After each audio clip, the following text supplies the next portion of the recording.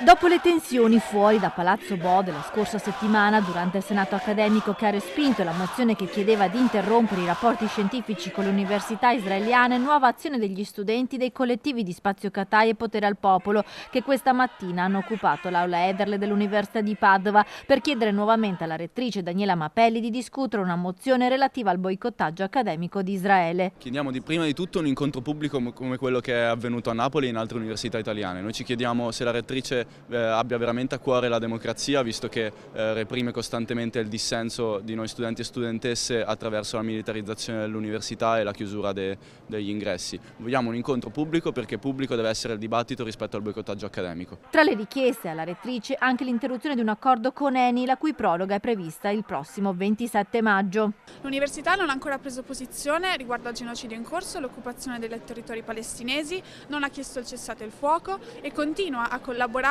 con università israeliane e con aziende che sono direttamente complici del genocidio in corso, come ad esempio ENI e Leonardo.